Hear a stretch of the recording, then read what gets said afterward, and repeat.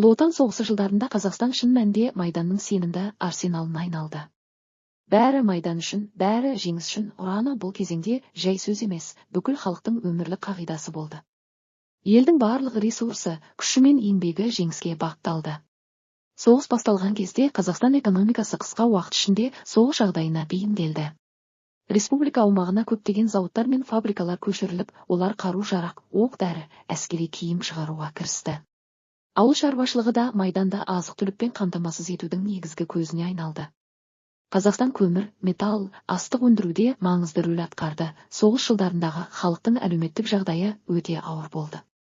Ер азаматтардың көбі Майданға аттанып, тылдағы ауыр еңбек әйелдер мен балалардың иығына түсті. Аштық, жоқшылық, еңбек нормасының қатаңдығы халықтың тұрмысын қиындатты.